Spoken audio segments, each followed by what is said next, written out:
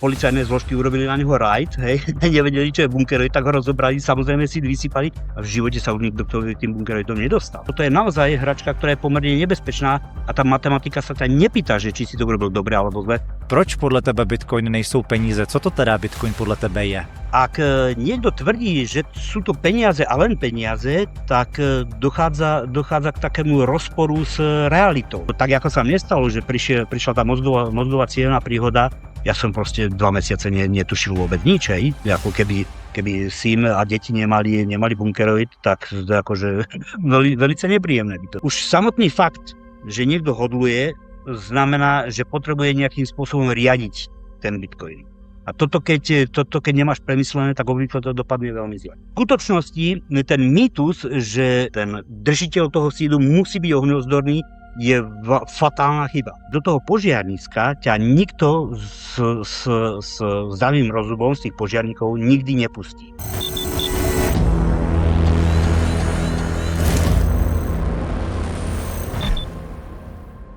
Zdravím a vítám u dalšího dílu CryptoPlebs. Na úvod chci poděkovat všem členům Hero Hero a Forendors, díky kterým funguje tento podcast.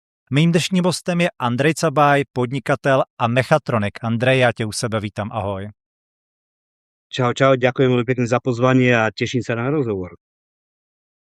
Já se taky těším. Já jsem si na tebe jako hosta myslel už poměrně dlouho, zejména proto, že ty se často vyjadřuješ o Bitcoinu, že to je všechno, jenom ne peníze, s čímž já jako Bitcoin maximalista můžu jenom těžko souhlasit, ale ať úplně nepředbíháme, začneme mojí klasickou otázkou na každého hosta. Co pro tebe znamenají peníze?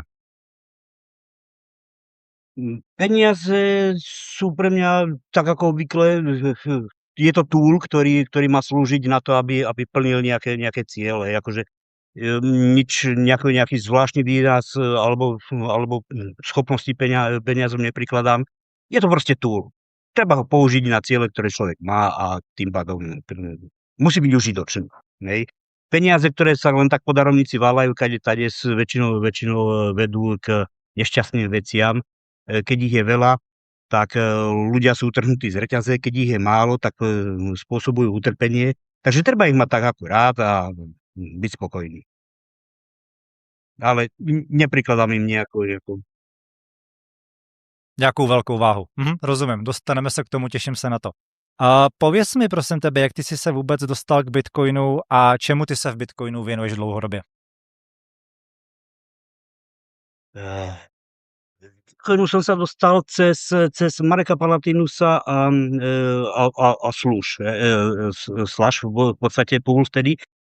A bolo to také nešťastné. Vtedy som zháňal, mali sme CNC mašiny a vyrábali sme kadejaké súčiastky a zháňali sme ďalšie kšefty a niekde sme sa stretli na fóre a hovorili, že tú krabičku na ten trezor, že v pohode vyrobíme na CNC mašine. Tak slovo dalo slovo a v podstate tie prvé casey sme vyrábali u nás. Tie hliníkové, ak si pamätáš Trezor One, tak to pochádza z našej dielne. Takže takto sme sa stretli. Tá spolupráca tam bola pomerne dlhodobá. My sme ešte aj potom x rokov potom sme dodávali nejaké špeciálne verzie tých hliníkových caseov a mali sme na to technológiu. Takže takto som sa dostal k Bitcoinu. A vtedy vlastne prišlo za tieto služby, čo sme poskytli chalanom do Prahy, tak prišli aj prvé platby v bitcoinoch. No a s tým súviseli ďalšie veci, ako to zaúčtovať a už sa to potom nabalovalo a už to išlo. Takže toto bol taký prvý cez Mareka. Já si pamatuju, že ty si v nějakém rozhovoru říkal, že jste díky Bitcoinu mohli posílat vaše tovary právě do Číny, protože vlastně poslat peníze z Číny sem nebo v obráceně bylo v té době v podstatě jakoby nemožný, nebo tam byly veliký transakční náklady. A tohle ste práve řešili Bitcoinem, je to tak? Áno, to už bolo neskôr, tie neskôršie fázy, lebo však keď človek sa živí tou strojárinou, respektíve tou mechatronikou, tak potrebuje nejaké mašinky si nakúpiť a tie sme kupovali z Číny, lebo no však to vlastne platí aj doteraz, že tá Čína je cenovo veľmi priateľná a na tie pomerne jednoduché výrobné postupy, ktoré sme tu potrebovali urobiť na vlastnej dielni, tak sme kupovali čínske mašiny a vtedy ten akreditív do čínskej banky to trvalo neskutočné množstvo času, to žral. Myslím, že v Zlíne som na to robil aj prednášku kde sme vlastne popisovali ten postup, ako sme s tým bitcoinom platili tým Číňanom. Ono to v podstate nebola platba priamo tej firme. Tie bitcoiny samozrejme pristáli u nejakého čínskeho prekupníka, ten to vymenil za tie renminbi a vyplatil to tej danej firmy.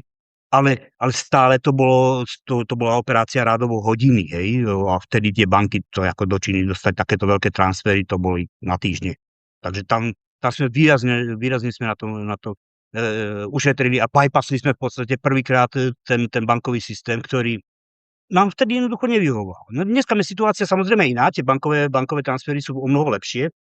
Nič menej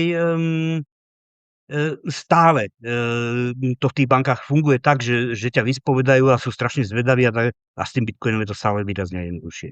A teraz už Lightning, o tom ani nehovoriac, už tie veľké transakcie sú tam v pohode. Takže dá sa tam do tej Číny platiť úplne nádherne za pár sekúnd akúkoľvek sumu.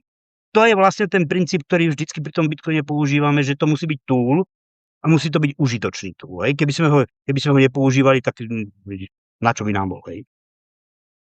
Bitcoinový platby, Lightning a váš projekt Hydranote, to jsou další témata, kterým se budeme věnovat, ale já bych přece jenom začal něčím dřívějším a to je projekt Bunkeroid, což je takový zajímavý řešení pro někoho, kdo si chce jako správně uchovat síť, tak mohl bys nám vysvětlit, co to je ten Bunkeroid a jak to funguje? No, Bunkeroid je pomerne starý projekt. Myslím, že ešte pokiaľ som mal ten zdravotný incident, tak sme to robili 5 rokov naspäť, Bunkeroid verzia 1. A tam sme vlastne testovali nejaké spôsoby toho uloženia sídu. Štandardne to poznáte. Na trhu je hrozne veľa kadejakých riešení, tie pliešky, kde si vyťukávaš síd a takéto veci. No a toto riešenie, nie že by nebolo vhodné, vždycky ten síd, keď si vyťukáš na pomerne trvalý materiál, tak je to lepšie ako papierová záloha, ale bolo nedostatočné. Prečo nedostatočné? Pretože ten síd, keď si ho vyťukáš na ten plech, on ti funguje naozaj iba ako záloha. Kdežto Bunkeroid ti umožňuje riadiť veci. To znamená, že ty môžeš tie kľúče rozdeliť medzi veľa ľudí, môžeš to organizovať, môžeš odoberať zdroje tým podriadeným zložkám. Dokážeš tam proste s Bunkeroidom vytvoriť hierarchickú štruktúru riadenia toho toku, napríklad vo firme. A toto je to growth na tom Bunkeroide, že dajú sa s ním robiť aj takéto veci. Ďalšie typy zálohovania typu šamír a rozdelenia sídov a takýchto vecí, to všetko tam ide. Čiže to je multi nástroj, ktorý sa dá použiť rôznym spôsobom. Toto je veľmi obšírna otázka. Ja teraz vlastne robím na to do Schoolu, tam robím nejaké videjká, takže tam potom sa ľudia môžu aj trošičku obšírnejšie, ale toto je naozaj téma, ktorú by sme mohli rozoberať veľmi dlhé hodiny, že ako sa dá použiť pri jednotlivých tých záležitostiach, ktoré ten kryptosvet prináša, ako sa dá použiť ten Bunkeroid. Taký ten najväčší, ako by som to povedal, takú najväčšie trenie spôsobuje to vyhlásenie, že keď používaš dobrým spôsobom ten Bunkeroid, tak seed môže byť verejný. Hej?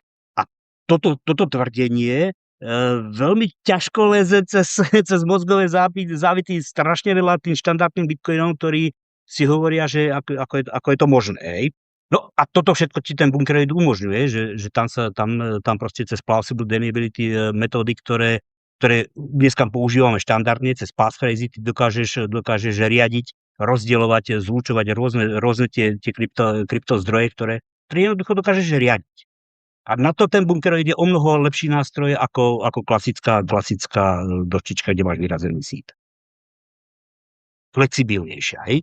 V tom Bunkeroide si môžeš meniť tie sídy, môžeš ich doplňať, môžeš si ich rozširovať, rozdielovať, spájať akokoľvek, hej?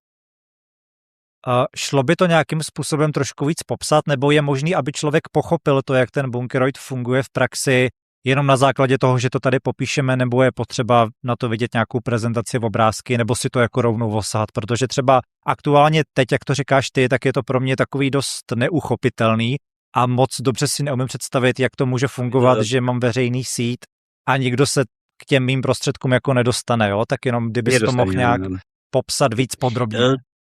Toto používaš v podstate dennodenne, keď si vytváraš na Trezore napríklad plausible deniability, ktorý je u nich známy pod skratkou passphrase, hej.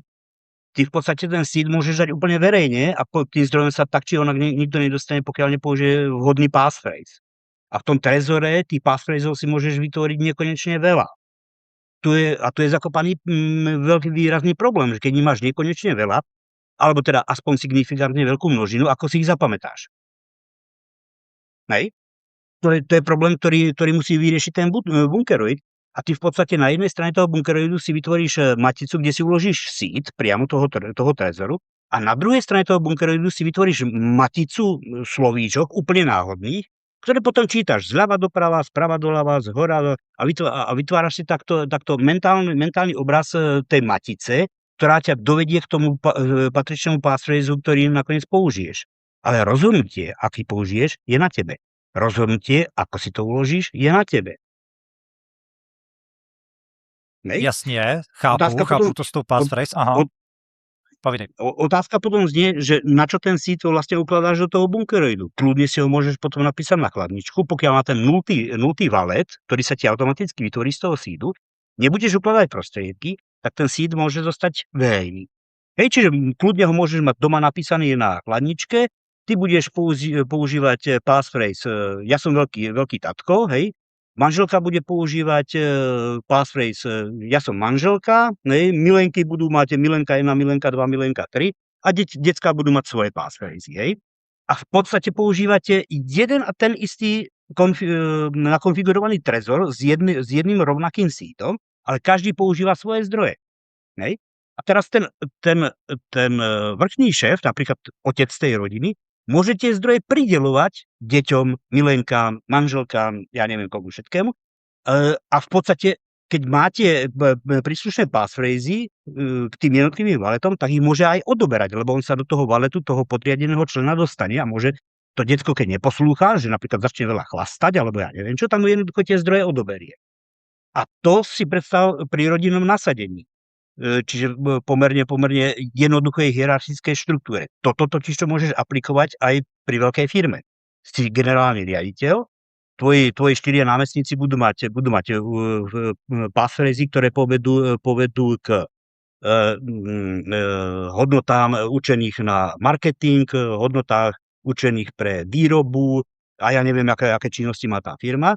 A oni dokonca ich dokážu ďalej rozpadávať. Stále máš ten trezor konfigurovaný úplne pre celú firmu rovnako, ale každá tá podriadená zložka bude mať vlastné passphrasy. A ty takto dokážeš tú hierarchiu dokážeš použiť na riadenie tých zdrojov komplet celej firmy. Ja, ako generálny riaditeľ, budem poznať všetky passphrasy až do posledného dielníka, hej, v tej firme. Ale tie jednotlivé zložky už nebudú poznať nadradené passphrasy. Čiže ja ako generálny riaditeľ môžem ošahať všetky trezory, ale ten posledný, čo objednáva napríklad tú reklamu na YouTube, tak ten má len pridelené zdroje a nemôže urobiť vôbec nič. Hej?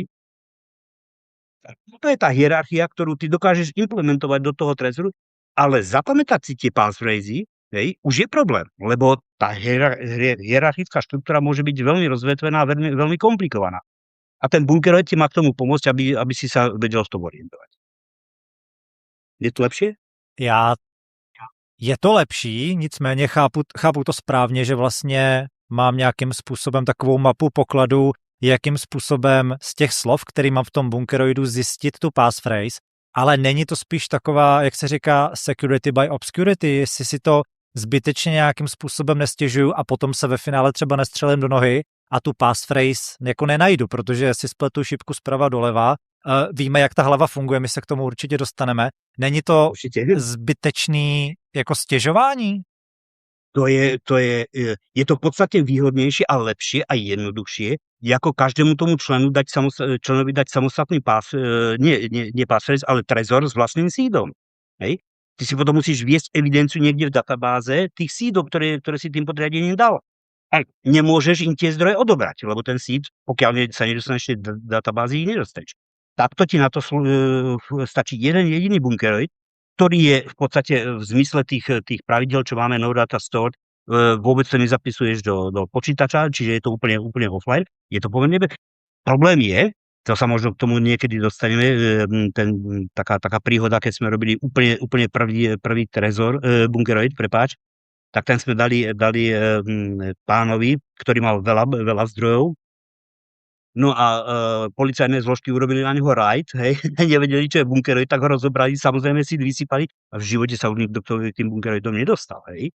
Toto je to riziko, ktoré musíš pri tom setupe toho Bunkeroidu zvládnuť a urobiť si duplicity, najlepšie cez Shamir a čo ja neviem čo všetko, ale to sú potom ďalšie pokročilé techniky, ale v podstate splnil ten Bunkeroid úlohu, že sa k tomu nedostal žiaden lúpančník, v tomto prípade ani policajti, hej.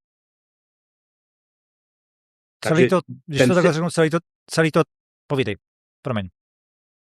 Nič v pohode, pýtaj sa. Jo. Chápu to teda správně, že celý to stálo na tom pánovi. To znamená, že ten pán věděl, jaká je správná cesta k tomu passphrase, ale těm policajtům to teda neprozradil a na základě toho se tam nedostali. No a tí policajti boli proste nepoučení, tak to vysypali. Oni si mysleli, že tam bude nejaké heslo, alebo ja neviem čo, tak to vysypali celý seed a skús vysypať seed, budeš mať 24 slov, skús ich pomiešať a daj ich dohromady. To je matematicky proste nemožné, hej. No, nemožné. Musel by si mať buď veľké šťastie, ako matematicky je to nemožné. No, hej. No a aj to tak dopadlo, že v podstate tie bitcoiny sa nedostali teda do žiadnych rúk. Problém je, že ten setup toho pána bol nastavený mimoriadne riskantným spôsobom. Hej? Čiže keď prišiel Bunkeroid, tak vlastne prišiel o zdroje aj on. Preto ten setup treba veľmi dôkladne zvážiť, skôr ako to vôbec začneš používať, pretože toto je naozaj hračka, ktorá je pomerne nebezpečná a tá matematika sa tam nepýta, že či si to urobil dobre alebo zle. Ten výsledok musíš vedieť vopred. Je to programovateľ. Ty si vlastne nastavíš tie scenáre tak, ako potrebuješ a tak, ako majú dopadnúť v prípade toho nejakého bezpečnostného alebo iného incidentu, ktorý sa môže stať. Ty kľudne si ten trezor môžeš odložiť do zabezpečeného trezoru a raz darmo, keď máš ohrnutú milenku, tak ti ho zoberie asi v prdeli, hej. Takže tiež to nie je dobré ten Bunkeroid s jedným trezorom alebo hoci čím, hej, držať ako jeden bod toho na ten útok, hej. Koniec koncov na to sa vymyslel Shamir, aby sa takéto veci dali v podstate predvídať a vlastne sa prispôsobiť týmto veciam. Ten Shamir není len o tom, že zdedí ten tvoj potomok, tie tvoje zdroje, kryptozdroje, ale je vlastne o riadení toho prístupu. A toto je to gro toho projektu Bunkeroid, že to je vlastne epistemický spôsob riadenia k manažovaniu rizik. Toto je to gro toho. Ten Bunkeroid samotný, to je len kus železa, respektíve hliníku, nerezu a takýchto vecí, ale pokiaľ ty nechápeš ten princíp, tak je ti v podstate na dve veci, hej.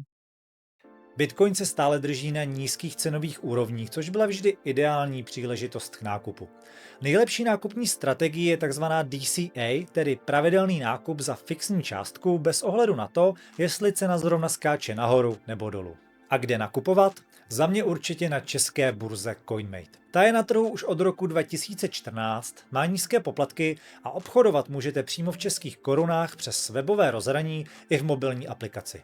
Nedávno získala evropskou MiCA licenci a hlavně v případě jakéhokoliv problému vám kryje záraz skutečná česká podpora, nikoliv žádný AI bot či automat. Jedinou automatizaci, kterou totiž u Bitcoinu chcete, je ta nákupní. Zde bych doporučil aplikaci Shtosuj, se kterou si CoinMate jednoduše propojíte a poslouží vám k nastavení automatické nákupní či prodejní strategie. Místo stresování z časování trhu se tak oprostíte od emocí a necháte Shtosuj pracovat za vás. Pro nové uživatele je navíc na CoinMate připravený bonus 500 korun, pokud se zaregistrujete přes můj odkaz, který najdete v popisku videa, kde bude zároveň odkaz na Shtosuj s registračním bonusem na 2 měsíce premium členství pro pokročilé funkce. Jo, když teďka dáme stranou Bunkeroid, jaký jsou podle tebe nějaké pravidla pro uložení seedu nebo passphrase? V čem podle tebe lidi dělají největší chyby? Co je takovej jako ten marketing a co funguje v realitě, protože tyhle věci jsou jako velmi často rozdílný, tak určitě máš zkušenosti v rámci svých klientů s nějakou ztrátou a tak dále, tak co by si z tohohle nejvíc vypíchnul? V podstate tam je fundamentálne je to, že ty by si mal, ako hoci kto iný, hej, ty by si mal vedieť, čo s tými bitcoinmi chceš. Ak si túto otázku nedokážeš zodpovedať, tak všetky setupy sú v podstate napadnutelné. Pokiaľ ideš len na tvrdý hodl, hej, čo je teda z môjho pohľadu, ale k tomu sa určite potom dostaneme, je akože nerentabilná stratégia. Pokiaľ je to len hodl, tak je dôležité si urobiť ten setup tak, aby bol naozaj hodl. To znamená, že musíš sa naučiť toho šamira, pretože inak riskuješ fatálne straty. Takže ten šamír je na to vyloženie vhodný, hej, na takéto veci. A ten klient, pokiaľ neovláda to, čo ten šamír robí, hej, tak sa dostane skôr alebo neskôr tak či onak do problémov. Či už počas života, alebo teda v prípade toho incidentu, toho úmrtia, tí jednotliví dediči budú mať veľký problém. Pokiaľ ich, samozrejme, oni musí transferovať nielen ten bitcoin, ten majetok nejaký, ale musí transferovať aj to know-how, ako sa k tomu bitcoinu dostať. Keď chcem byť naozaj teda tvrdíkovaný hodlista. Hej. To je problém. Jo.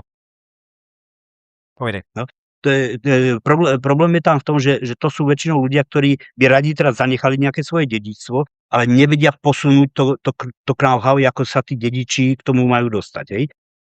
Ty nikdy nevieš, ty môžeš byť zapálený bitcoinista, že sa ti to bude páčiť, alebo čo všetko, ale tie tvoje deti, alebo tí tvoji dediči už takéto nadšenie zdieľať nemusia. Hej. A oni pokiaľ nemajú tú vedomosť, tak jednoducho prídu o ten majetok. To je celé. K dědictví se určitě dostaneme. Já jsem se ptal spíš jako obecně, jaký jsou klíčový, jako, jak to říct, nebo co je klíčový při úschově jako těch privátních klíčů. Takže většinou to bývá právě to, že si ten seed zapíšu někam na nějakou kovovou destičku, mám si ji teďka, uchovám si ji buď v trezoru, nebo si to oddělím někam jinam, jakým způsobem si mám třeba zapsat tu passphrase, protože myslím si, že seed je velmi často dost vyřešený v rámci hodlerů a tak dále, ale ta passphrase je přece jenom taková, že lidi si řeknou, to si budu pamatovat a nechávají to v hlavě. Tak jako co je takový klíčový, na co by si člověk měl dávat pozor? Znova, každý človek musí mať nejakú mentálnu mapu ako sa dostať k tomu cieľu. Bunkeroid je v podstate už potom len nástroj, ako tú mapu zrealizovať. Že tie passphrasy, ty si môžeš kúpiť 1, 2, 3, 4, 20 bunkeroidov, tú passphrase zapísať do každého a každému to rozdať zo svojej rodiny. Oni sa k tým bitcoinom nedostanú, pretože nemajú seed. Oni budú vidieť len nejakú maticu passphrasov, kde im povie, že tieto riadky to je pre teba, tento druhý riadok je pre Boženu a tretí riadok je pre niekoho iného. To oni budú vidieť, ale v živote sa k tomu seedu tým bitcoinom nedostanú, pretože nebudú mať seed. Hej. Ale v prípade tvojho fatálneho incidentu ten seed príde právnik, hej, a povie, že zosnulý zanechal tento seed a vy už asi budete vedieť, čo s tým máte urobiť. Hej. Čiže automaticky, ako náhle sa oni dostanú k tomu seedu, tak doplňa o tú svoju passphrase a majú dedičstvo vyriešené. Automaticky, bez nejakých papierov, hocičoho, hej. Ale musia tomu tí dediči rozumieť, hej, že k tomu passphraseu potrebujú potom ten seed. Hej. A ten seed už potom ako distribuuje tá hlava rodiny, to už je zase buď to dá právnikovi, alebo si to napíše na tú kladničku, ku ktorej tí bežní dediči nechodia obvykle, hej, lebo tým pádom by to stratilo asi zmysel. Tých spôsobov je tam strašne veľa a záleží skutočne len na tej fantázii toho človeka. Ale ten setup musíš mať nastavený v hlave, aby si o to neprišiel, lebo tak, ako sa mne stalo, že prišla tá mozgová cievna príhoda, ja som proste 2 mesiace netušil vôbec nič, hej, ako keby syn a deti nemali bunkeroid, tak akože veľmi nepríjemné by to dopadlo. Takže akože ten setup musíš mať urobený skôr, ako vôbec začneš uvažovať o hodlovaní. Hej. Už samotný fakt, že niekto hodluje, znamená, že potrebuje nejakým spôsobom riadiť ten Bitcoin. A toto keď nemáš premyslené, tak obvykle to dopadne veľmi zle. Ty jsi tady zmínil jeden setup, to je například pro hodlery, když chce někdo jako držet Bitcoin a pak ho třeba někomu odkázat. Jaký jsou podle tebe další možnosti, co s tím Bitcoinem dělat? Někdo má Bitcoin třeba jako na placení, někdo ho má na využití jako kolaterál, na půjčku a tak dále. Tak jak se v tomhle liší ty setupy v rámci té zálohy a správy těch privátních klíčů? Znova je to presne o tom istom, tak ako sme si v prípade toho hodlerstva povedali, že tie passphrasy fungujú jednotlivým tým dedičom, hej, tak v prípade firemného setupu tie passphrasy fungujú ako cesta k tej hierarchickej štruktúre rozpadu toho valetu na jednotlivé tie podsekcie v rámci tej firemnej štruktúry a vlastne tým sekciám jednotlivým existuje passphrase, ktorý si tvoríš názov firma, dvojbodka, ja neviem čo, plus nejaké A1 segment z Bunkeroidu, hej? A Bunkeroid distribuješ potom v rámci firmy v podstate jeden, hej? A všetci si už ten passphrase poskladajú podľa toho generálneho zadania, ktorý platí v tej danej konkrétnej firme. Hej? A znova, buď môžeš ten setup tých passphrasov dať univerzálne pre všetkých, alebo teda jednotlivé tie hierarchické štruktúry rozsekneš nejakým typom tých passphrasov. Vám vrchnému vedeniu budeme dávať passphrasy typu, ja neviem, kvetinka, hej, názov kvetiny. Strednému managementu budeš dávať passphrasy typu typ auta, alebo teda značka auta. A tým robošom, alebo tým vykonávateľom budeš dávať, ja neviem, nejaký minerál, alebo takto sa to dá všetko proste odstupňovať a tá hierarchická štruktúra tých passphrasov sa dá zakodovať do tej tabulky v tom Bunkeroide a ten generálny riaditeľ v podstate, pokiaľ ju drží, tak má k dispozícii úplne všetko. On rozhoduje o všetkých, ale jednotlivé tie hierarchické stupne rozhodujú len o zdrojoch, ktoré sú pod nimi. Toto všetko sa dá nastaviť cez ten Bunkeroid. Len treba mať tú štruktúru najskôr premyslenú. Bunkeroid nič nevymyslí. Bunkeroid je len tool, kde si tieto vedomosti, pokiaľ ich máš dobre segmentované, dokážeš uložiť. Veľmi, veľmi pohodlne. Vysypeš priečky, nastavíš si ich tak, ako potrebuješ, zašrobuješ, máš vybavené. Asi offline, že nič neťukáš do počítača.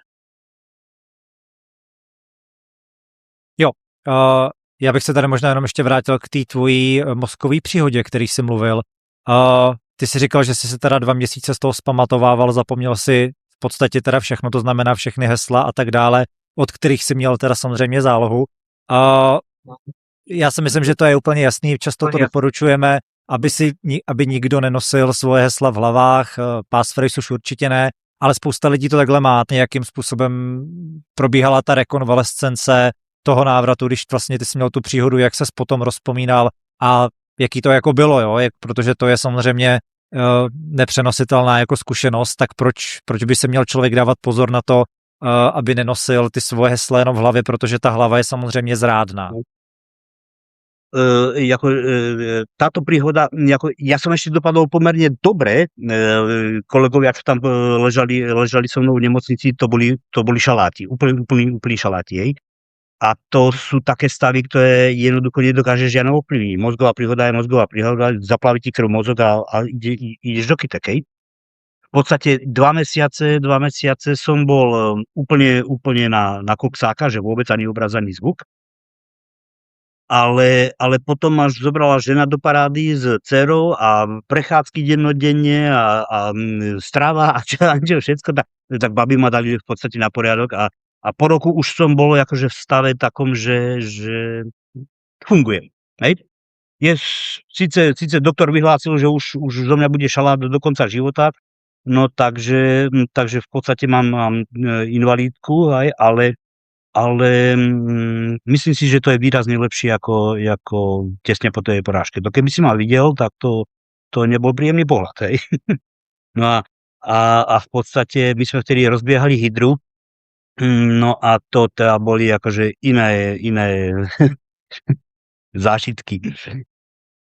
Lebo No však to sa potom k tomu dostaneme, keď budeme preberať hydru. V podstate my sme setapovali LND not a teraz som do toho dostal takýto zážitok a na 2 mesiace som vypadol a hydra ku podivu tie 2 mesiace fungovala úplne nezávisle nota. Veľmi, veľmi to pomohlo tomu ďalšiemu vývoju. Takže všetko zlé je na niečo dobré. Jo, určitě. A ještě než teda půjdeme na tu hydru, asi poslední otázka. Ty si tady zmínil, že ten bunkeroid je tvořený z hliníku, jestli se nepletu. Velmi často se ty různý řešení na sídy prezentují tím, že jsou ocelový a vydrží takové tolik stupňů žáru a tolik a tak dále. Jak to má ten bunkeroid? Je to ohňivzdorný nebo... Toto je taký mýtus, ktorý sa traduje, že vlastne toto riešenie by malo vydržať nejaké vysoké teploty a čo všetko. Nie. Tieto teploty, ja som strojár, takže mám k tým teplným spracovaniam rôznych kovových materiálov pomerne blízko. Ani jeden kovový materiál, nevydrží teplotu v epicentre požiaru, zvlášť keď je veľký. Ale tá teplota nie je najväčší problém. Najväčší problém pri takomto incidente, keď začne horeť, v úvodzovkách, je to, že po tom požiari ty už ten bunkeroid nikdy nenájdeš. Toto je ten fatálny problém. A ten fatálny problém spočíva v tom, že do toho požiarniska ťa nikto s zdravým rozumom z tých požiarníkov nikdy nepustí. Ty nebudeš mať ani len šancu ho nájsť. Hej? Ale čo je problém? Keď ty to spravíš mimoriadne odolné, keby si to dal ešte do nejakého púzdra titánového, ja neviem čo, nejak to navrstvil, a náhodou ten sít prežil, tak ty, keďže sa k nemu nemôžeš dostať, tak prvé, čo urobí, sa dostane k nemu ten požiarník a pokiaľ bude vedieť, a dneska už veľa ľudí vie, čo s tým má robiť, tak si ho zoberie a nikdy sa tomu neprizná, pretože má na to reálny dôvod, že nič sa nenašlo. Hej? A ty v podstate prídeš o svoje celoživotné úspory len kvôli tomu, že si mal všetky vajcia na jednom bode toho krachu. A vlastne toto je najhorší možný spôsob, ako prísť o tie bitcoiny, že v podstate prežije to ten požiar. Takže my v bunkeroide riešime v podstate to, že aj keď k tomu požiaru príde, ty musíš zabezpečiť to, aby tá informácia v tom bunkeroide nebola dostupná.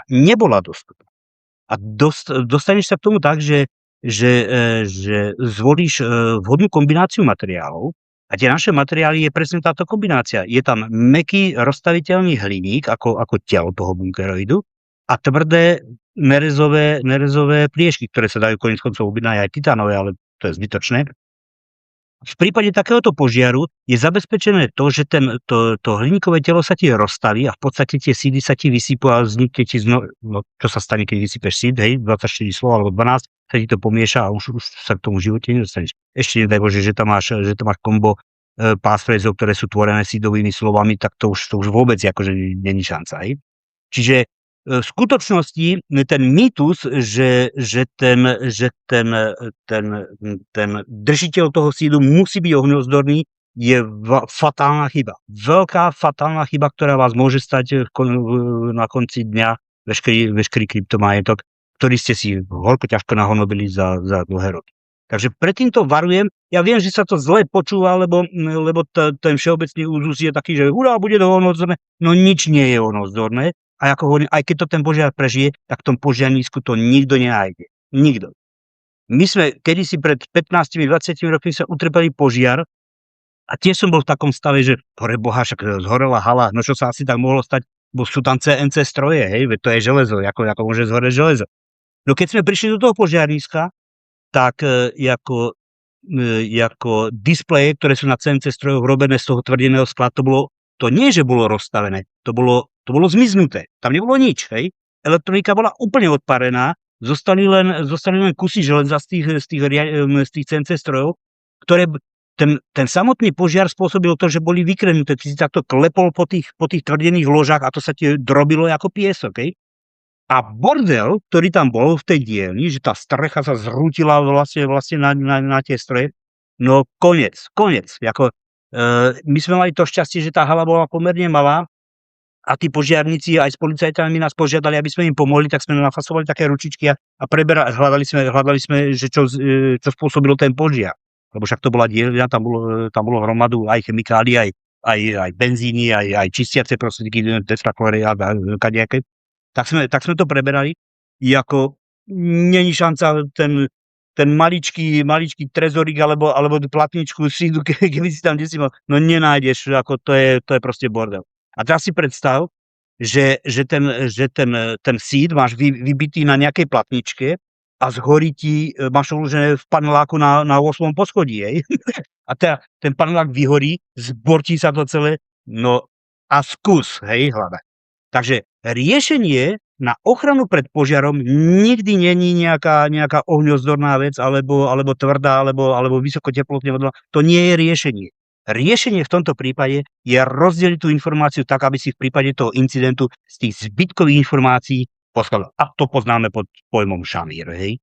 Takže to je mýtus, ktorý sa šíri už dlhé roky medzi bitcoinermi, že je to ohňozdorné. Nie. Hej. Oheň to síce možno prežije, ale máte ďalšie riziko navyše, že to nájde, ak to prežije a nájde to nevhodná osoba, tak o to prídete tak či tak. Nikto sa vám neprizná, že našiel si tej voľne pohodený na ulici. Jo, jako souhlasím to je ten mýtus. Mýtus. Jo, souhlasím, jo, to dává smysl, takže je to spíš takový jako marketingový tak, že tohle zařízení je ohňovzdorný, to si kupte. A když se tak jako nad tím zamyslím, kolik lidí podle mě má sít napsaný nejenom jako na papírku, ale i v nějakém digitálním zařízení, což je naprostý nesmysl. A kolik lidí to má teďka jako zapsaný právě na těch ocelových destičkách. Já jsem kdysi mýval, jak se to jmenovalo, CryptoSteel, to byla taková ta tubička, kam se to nastrká na takovém tom klacíčku. Tak to bylo taky je to prezentované jako ohňovzdorný a když se nad tím zamyslím, kdyby, nedej bože, ten barák nebo byt vyhořel, tak jako asi to tam opravdu člověk bude hledat těžko, takže určitě mít nějaký ty informace, kde si to potom můžeš poskládat, vys ten šamir, který si teďka zmínil, takže šamir jako za mě zatím jako bezkonkurenční řešení. Buď tie platničky, oni sa dajú vlastne nakopírovať, že si tie platničky urobíš ich viac, hej. Jednu dáš domov do baráku, druhý dáš rodičom, ale už samotný ten fakt, že to máš ako unitárnu informáciu je problematický, pretože niekomu keď dáš si, tak je problém, hej. A toto rieši ten šamír. Každý ten parciálny držiteľ tých sídov dostane úplne svoj originál, až keď sa poskladajú nejakým spôsobom, tak až vtedy dávajú výsledky. Ten šamír to veľmi elegantne rieši a tým pádom je úplne zbytočné robiť nejaké vysokoteplotné zabezpečovanie, ktoré je úplne zbytočné a zbytočne nákladné. My všetky tie komponenty vieme urobiť z vysokoteplotne odolného titánu napríklad. Hej. To sú materiály, ktoré sa používajú pri kozmickom, ale bude to zbytočne drahé, bude to 5-10 násobne drahšie a nevyrieši to nič. Hej. Nevyrieši to nič.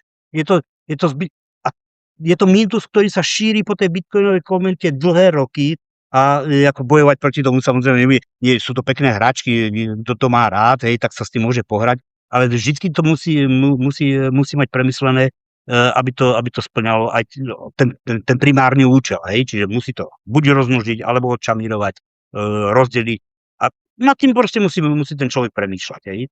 A ten bunkeroid ťa núti presne na to, k tomuto modelu. Najskôr si premyslí, potom si kúp či jednu platničku, alebo bunkeroid, alebo hoci ktoré iné z tých riešení, lebo ty to môžeš kombinovať koniec koncov. Hej. Ty napríklad aj šamír, keď si ho rozdelíš napríklad na 5 častí, tak každú z tých 5 častí môžeš trojnásobne zduplikovať. A tam už potom tieto riešenia s tou platničkou môžu byť funkčné v tej parciálnej línii, hej, že vlastne tie platničky rozdáš 3 nejakým svojim spolužiakom, hej, zo základnej školy. Ďalšie 3 rozdáš v rade spolužiakom zo strednej školy, hej, z vysokej školy potom rodičom. Toto všetko môže fungovať, ale najskôr si to musíš veľmi dobre premyslieť.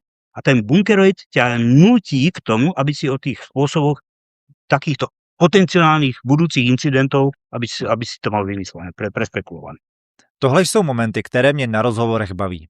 Pokud tě baví taky a stále patříš mezi téměř 70% diváků, kteří mě ještě nesledují, zvaž odběr tohoto kanálu, ať ti neuniknou další rozhovory. Ja v súvislosti s tým incidentom, ktorý som utrpel, tak v podstate dneska ten setup mám ešte pokročilejší. Ja v podstate už nemám ani bitcoiny, ani privátne kľúče, ani vôbec nič, hej. Napriek tomu, že to takto máš, hej, tak dokážeš v podstate určitými metodami robiť transakcie bez toho, aby si ich vôbec niekde si zapisoval hociakú informáciu. Ale ten medzikrok s tým bunkeroidom je nevyhnutný absolvovať, aby si sa potom do takéhoto stavu niekedy dostal. Ale to chce všetko, to je vlastne ten setup, ktorý popiera ten hodl, hej, pretože už keď sa dostávaš do takéhoto stavu, tak zisťuješ, že ten hodl nie je dobré riešenie, hej. Ale k tomu sa pravdepodobne dostaneme ešte neskôr. Určitě, těším se na to, nicméně odkaz na Bunkeroid na tvoje stránky tak nechám dole v popisku videa, takže diváci a posluchači se tam můžou podívat. A jak ty jsi zmiňoval, že plánuješ teďka vlastně i nějaký návody na tu platformu School, kde bude všechno k dispozici, takže nazdílím i to a koho to zajímá, tak ať se na to podívá. Určite. A my... Ten School v podstate robíme práve kvôli tomu, že tí ľudia majú v tom, oni sú proste indoktrinovaní určitými vedomostiami, ktoré sa šíria po tej komunite, ktoré sa považujú za univerzálne platné, ale niekedy tie riešenia urobia viac škody ako osohu. A ten proces ale nie je jednoduchý, aby si na to prišiel. A ten School by mal viesť presne k tomu, že tam to bude trošičku odstupňové, v tom základnom kurze sa budú riešiť také nejaké akože, pojmy, ktoré by si mal ovládať, hej. Napríklad, že bitcoin nie sú peniaze, k tomu sa určite ešte dostaneme. Napríklad, čo je to ten seed a ja neviem, tie základné pojmy, ale potom sa tam plynulo prechádza na Hydru, kde sa naučíš vlastne operovať s tým bitcoinom kustodiálnym a nekustodiálnym spôsobom a kombinovať tieto tvoje taktiky.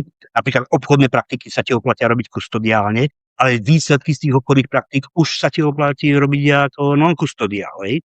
Takže toto všetko treba zvládnuť a ten vlastne finálny bod toho kurzu bude ten bunkeroid, kde sa naučíme vlastne akým spôsobom a aké typy tých akcií môžeš robiť a aké typy tých segmentov si tam môžeš poukladať a akou formou si ich môže poukladať, tak aby to splňalo ten tvoj budúci cieľ. Hej. Či už je to hodl, úplne ten najjednoduchší primitívny hodl, alebo to po riadenie naozaj sofistikovaných štruktúr, to všetko sa dá pomocou toho bunkeroidu docieliť. A na to bude ten School, aby sme to tam trošičku odpromovali, alebo teda povysvetľovali. A už ako sa s tým preberú tí jednotliví naši klienti, tak uvidíme, ako to dopadne. Neviem. Skôr to slúži aj k tomu, že vlastne cez ten School teraz zvládame nejaké aj technológie, ktoré do dnešného dňa boli pomerne nedostupné bežným ľuďom, ako sme my. A dneska sa otvárajú tie technológie takým spôsobom, že vlastne nikdy by som nedokázal urobiť videokurs, hej. Respektíve trvalo by mi to rok, 2, 3 možno, keby som to chcel urobiť. To AIčko má teraz výrazný potenciál skrátiť tieto cykly a dostať to do širšieho povedomia toho bežného užívateľského prostredia. Takže sám som zvedavý, ako to dopadne. Jo, super, díky za dovysvětlení, říkám, popisky nechám dole, nebo odkaz nechám dole v popisku videa. A my se můžeme přesunout na ten Hydra Node a co to vlastně je, jakým způsobem to funguje, jak to souvisí s těma bitcoinovejma, potažmo lightingovejma platbama, o kterých jsme se tady celou dobu bavili. Tu by som začal skôr takou prúpovidkou, že naozaj by ten človek, ktorý vstupuje do tohoto kryptosveta, mal mať v tom jasno, že čo vlastne ten Bitcoin je a ako sa používa. Ak niekto tvrdí, že sú to peniaze a len peniaze, tak dochádza k takému rozporu s realitou, že v podstate všetci tu tvrdia, že Bitcoin je peniaze a sú peniaze a realita je taká, že s tým skoro nikto neplatí. A teraz otázka znie, že prečo neplatí, hej? No pretože čakáte na kávu 10 minút, kým prejde transakcia, ak vôbec prejde za tých 10 minút, je dosť nepraktické.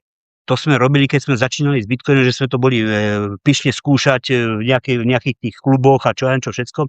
Ale dneska sú ľudia pomerne lakomí, naperú tam nulové fíčko na on-chain transakcia a tá transakcia môže ísť týždeň, 2, hej? A to je na tú kávu akože naozaj nepraktické. Toto rieši Lightning. Lightning tie transakcie má, však ako vieme, určite rýchle, pomerne lacné, toto všetko funguje. Problém ale je, že ty keď chceš spustiť ten Lightning, tak sa dostávaš znova k fatálnemu rozporu. Tá bitcoinová komunita tvrdí, aj tí hodleri a všetci, držte Bitcoin mimo online priestoru. Hej? Schovajte si ho do do offline. Preto všetci si ukladajú ten Bitcoin do toho trezoru, ktorý je oddelený galvanicky od prístupu na internet. Hej? A v Lightningu ty musíš robiť úplný presný opak. Keď chceš otvoriť kanál, ty musíš zobrať bitcoiny, hej, vraziť ich vrátane privátnych kľúčov do on-chain priestoru, na nejaký ten LND server. Ten bitcoin musíš zavinkulovať a on tam musí zostať. A on zostane v internetovom priestore nechránený vrátane privátnych kľúčov, pretože ináč by si nemohol s tým kanálom manipulovať, nemohol by si ho otvoriť, zavrieť a čo, no proste manipulovať. A tu je fatálne riziko, hej. Ty si otvoríš kanál a príde ten hacker a samozrejme, že tí hackeri sú veľmi šikovní dneska, sú to beťári, tak on sa prebúra na ten tvoj server, ukradne ti tie privátne kľúče a zruší ti úplne komplet LNDčku, úplne ťa vybili ako Bitcoinu, akože švýtec, hej. Online bitcoiny dneska dokáže držať v tom online stave len veľmi úzka skupina ľudí. Hej. A teraz ako to riešiš? No tak predsa nebudem otvárať kanál nejaký masívny, hej, otvorím si maličký kanál.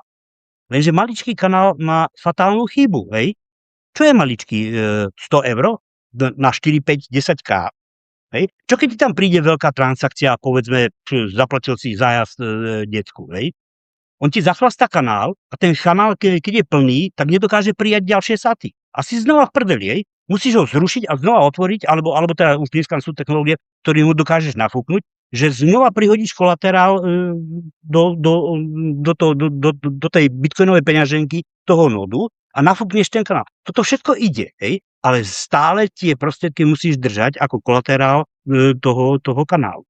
A toto je fatálny problém, pretože tí hackeri fungujú a jednoducho, pokiaľ nie si dobrý v tom zabezpečení, tak ti ten kanál jednoducho zoberú. A veľa tých Lightningových nodov takto dopadlo, čo nemali to dobré zabezpečenie, že vlastne o tie zdroje prišli.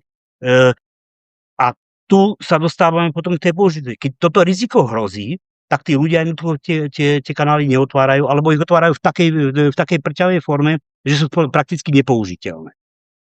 A preto sa tu šíri taký úzor, že ten Lightning je úplne na hovno, lebo že to nefunguje, pretože transakcie neprechádzajú.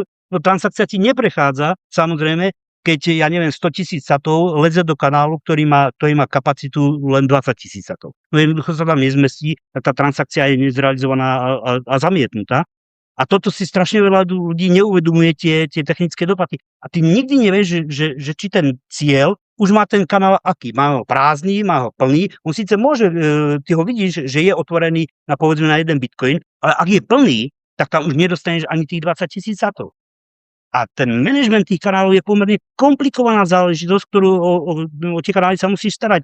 A teraz si predstav, že barman, ktorý predáva dennodenne tisíce káv, sa má starať ešte o takúto záležitosť. No to je čistá smrť. To je čistá smrť.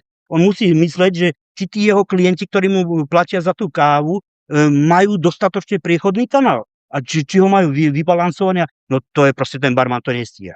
A preto vznikla tá hydra, že od túto technológiu, o to zabezpečenie a balansovanie tých channelov, o to sa vlastne stará ten automat, ktorý poznáme pod názvom Hydra.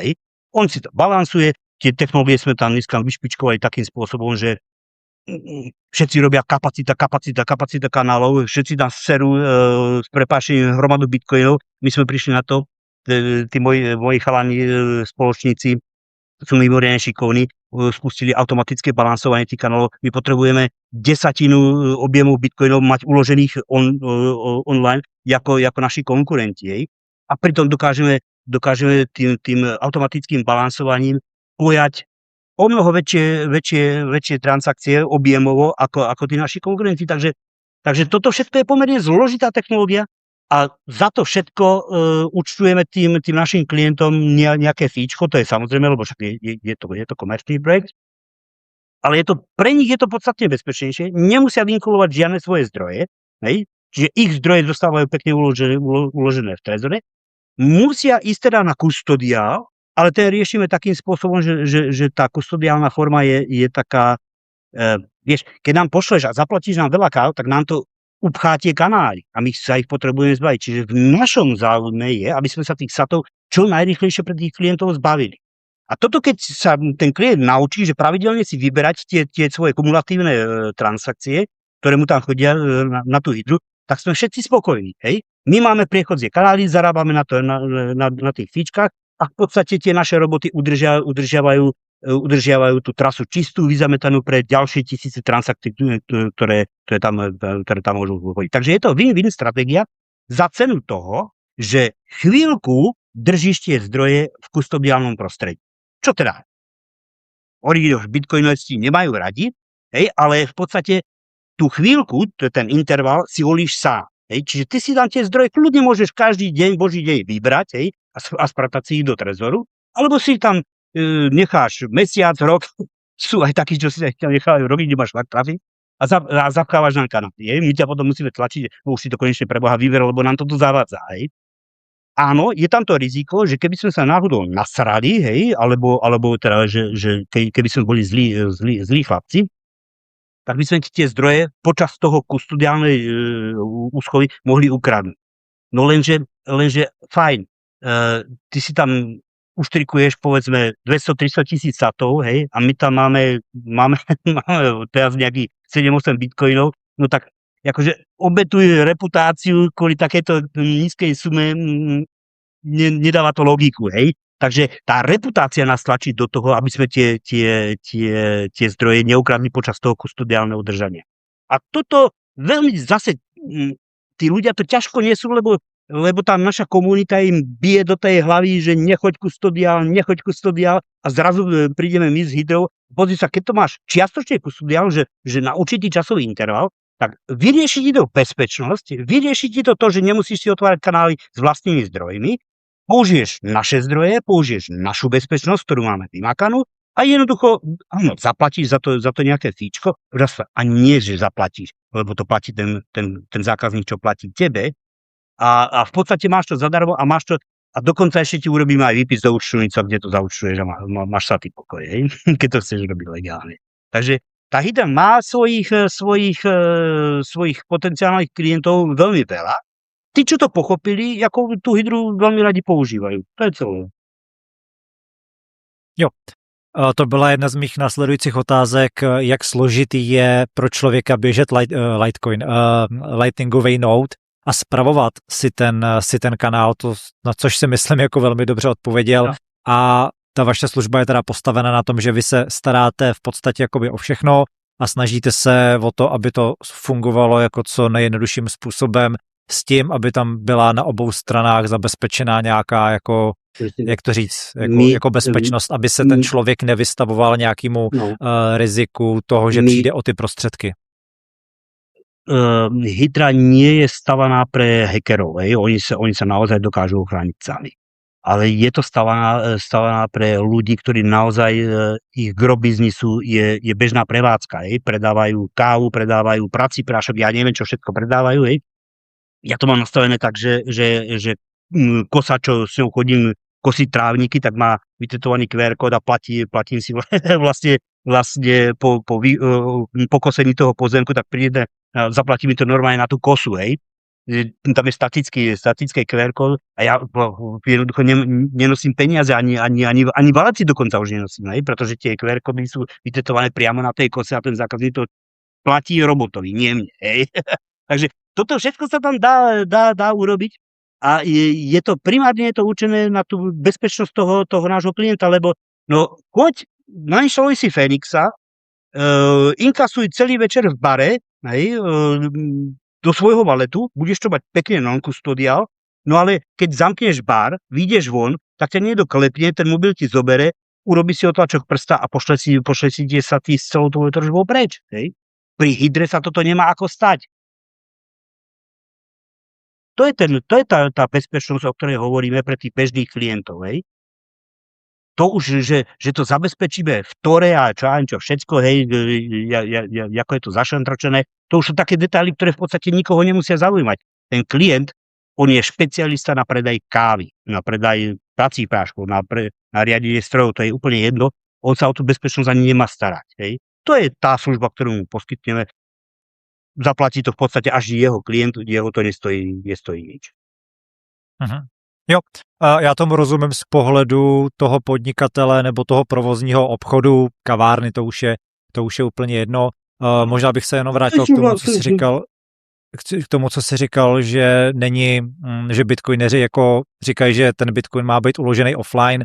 Já s tím samozřejmě souhlasím, dostaneme se k tomu, ale myslím si, že mít na voletě, kterou používám voletu v Satoshi, používám Blink, což jsou custodial peněženky, a mám tam pár tisíc korun jako na útratu a myslím si, že jako kdyby se cokoliv stalo, tak je to postavený na tom, že tě to jako nezabolí, ale nemusíš si najednou zapřipojovat trezor a posílat si to právě na tu peněženku, posílat si to do Lightningu, otevírat si ten úzel a myslím si, že takhle můžeš fungovat jako celkem v pohodě a nemít, samozřejmě nechceš mít všechny prostředky v Lightningu, takže si myslím, že je fajn si to takhle jako rozdělit, naprostá většina na trezoru, a zbytek platím normálně přes Lightning a je asi ve finále jedno, jestli je to non-custodial nebo custodial, ne?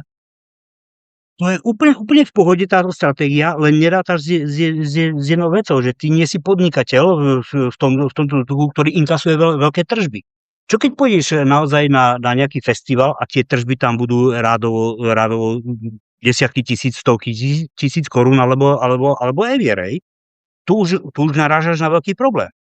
Skús do Blinku alebo ako je tá česká peňaženka? Bitlify, hej? No, skús tam poslať, ja neviem, 5 000 eur. Jo. A si skončil. A 5 000 eur nie je až taká tržba, ktorú by tí podnikatelia nemali k dispozícii dennodenne, keď on potrebuje nazbierať 5, 10, 20, 30 tisícové tržby, no tak Hydra je primárne určená pre podnikateľov, samozrejme, hej. Je primárne určená pre ľudí, ktorí online podnikajú, hej, že na čo by si ty vystavoval lightningové faktúry, keď si tam dáš jeden kódik a v podstate ten tvoj systém dokáže automaticky inkasovať a ty môžeš spínkať, hej. Toto s tým valetom osobným urobíš ale veľmi ťažko, hej. Na to slúži tá serverová časť tej Hydry, že vlastne tieto veci, tých služieb je tam strašne veľa a sú rôzni klienti a oni to rôzne používajú. A to sa bavíme v podstate o Lightningu a my budeme samozrejme ešte pokračovať. Dneska sa tam pripravujú ďalšie veci, ktoré budú veľmi zaujímavé. Jo, já jsem to myslel z pohledu toho uživatele, který jako platí. Pokud přijímám, tak samozřejmě potřebuji mít nějakým způsobem vytvořenou tu infrastrukturu, mít otevřený ten kanál a jako to dává smysl. Já jsem narážel spíš na ten začátek, že to, že říkáme, že Bitcoin má být jako offline, měl by být na tom trezoru, který není připojený k internetu, tak to neznamená, že člověk nemůže mít pár tisíc korun někde na custodiální peněžence a potom s tím jako platit. Jo? Takže to si myslím, že je úplně v pohodě řešení. To sa mi veľmi páči, čo si teraz povedal. Všimni si ale akože taký detail, že ako je to prepojené. Ty hovoríš, že musíš mať nejaký trezor, kde teda máš stredovú schovu tých tvojich bitcoinov a potom máš valety. Máš Fenixa, máš Bitlify, máš rôzne typy valetov a každý jeden z tých valetov má vlastný seed. Okay. A teraz, kde dávaš ten seed, hej? Ty vieš, že do toho valetu ti budú chodiť naozaj len maličké tržby cez Lightning, alebo ti tam raz za čas príde nejaká napríklad výplata celomesačná, hej? A tie seedy všetky si dokážeš pekne centralizovane riadiť v tom bunkeroide. Hej? Ten jeden bunkeroid ti dokáže úplne s prehľadom, si tam dokážeš uložiť 4 12-slovné seedy, hej? Lebo na každej strane máš 25 pozícií. Hej? Čiže tá štruktúra, ktorú poskytujeme v kombinácii s tým, že vlastne máš hydru, máš bunkeroid, je presne smeruje k tomu univerzálnemu použitiu a my nechceme diktovať to použitie tomu klientovi. Ten klient má nejaké segmenty a on si ich musí povyberať a musí si tú bezpečnosť riešiť sám. Či si tie seedy uloží alebo neuloží, no dobre, tak keď niekto ukradne mobil, tak jednoducho o tie prostriedky na tých valetoch prídeš, pokiaľ to nemáš nejako zálohované. Hej? Keď máš, no tak otvoríš bunkeroid, naťukáš do nového mobilu, do patričných valetov vlastne CD a ideš ďalej. Zase ale musíš o tom premýšľať vopred. Keď nepremýšľaš vopred, tak väčšinou dôjdeš k nejakému fatálnemu úrazu, ktorý ťa bude stať hromadu bitcoinu. Jo, souhlas, tak my jsme se tady o tom teďka bavili vlastně celou dobu, je potřeba mít správně zálohovaný ten seed, respektive mít vysetapovaný přístup k těm privátním klíčům, protože to není o té valetě jako takový, není to o tom mobilu, není to o tom trezoru, je to o tom přístupu k těm privátním klíčům. A presne, teraz keď sa pozrieš na bunkeroid, hej, tak tam máš, že je to vlastne o prístupe k tomu tvojmu k tým bitcoin. Ty si musíš zvoliť najskôr prístup, ako k nemu budeš prístupovať a následne už potom riešiš tie technické parametre alebo ten technický setup, ak sa ti páči. Hej. Ale musíš vedieť vopred, čo chceš, ako chceš robiť, ako budeš reagovať v prípade, že sa stane udalosť A, v prípade, že sa stane udalosť B. Ty musíš mať pripravené scenáre dopredu a tie musíš mať hardkodované v tom bunkeroide. Hej. To je účelom toho bunkeroidu. Pokud bychom uzavřeli téma Hydranote, tak řešili jsme tady lightningové platby a tady bychom se tady dostali k tomu, co ty říkáš, že Bitcoin nejsou peníze, přitom Hydranote právě zprostředkovává ty platby mezi lidmi. Tak proč podle tebe Bitcoin nejsou peníze? Co to teda Bitcoin podle tebe je? Toto je pomerne veľmi ťažká filozofická otázka. Ja som minule zachytil, že si tu mal... Náš rozhovor je teprve v polovině a nyní se přesouváme na Hero Hero a Forendors, kde najdete tento bonus. Toto je naozaj veľký problém, ktorý sa bude snažiť vyriešiť Bitcoin. Lenže Bitcoin ako taký nie je pohľadávka ani záväzok. Tým pádom to nemôžu byť peniaze. Mně ten Bitcoin dlouhodobě plní tu funkci uchovatele hodnoty. To není mrtvý. Ty aplikuješ monetárnu teóriu na Bitcoin, čo je proste fatálna chyba. To je zárodok budúceho monetárneho systému. Tam budú tie kolaterizované Bitcoiny. Máš nekonečne fiatu a máš nekonečne elementárnych jednotiek Bitcoinu. Aký je medzi nimi rozdiel? No obrovský. To je jeho veľká výhoda. Hej? On zoberie tú moc tým politikom. Hodleri, ktorí si myslia, že na tom dokážu zarobiť, dojdú predvolám do veľmi, veľmi ťažkého stavu a dostanú sa do konfliktu s regulátormi a budú mať veľký problém to ustáť, pretože keď na teba sadne daňový úrad, exekučný úrad, tak uvidíme, či neodozdáš ten trezor. V Českej republike, keď prídeš a povieš, že si nahnobil nejaký majetok, tak všetci sú takto ti zašľapkajú. Máš nulové dane, lebo mal si tam hodnú, ja neviem, 3-4 roky. Máš ale fatálny problém. Dneska ten štát vie, že tie bitcoiny máš a vie, že keď bude ťažko, tak za tebou príde, ty si sa priznal tým bitcoinom. Ty ich máš, kde ich máš? Veľké riziko. Ja by som teda bol mimoriadne opatrný. Dobre by som si rozmyslel, že či vôbec v dnešnej dobe nejaký bitcoin vôbec dám na nejakú analytics burzu. Hej. Ja som striktne proti tomu, aby bitcoin bol považovaný za finančné transakcie. Transakcie áno, finančné rozhodne nie.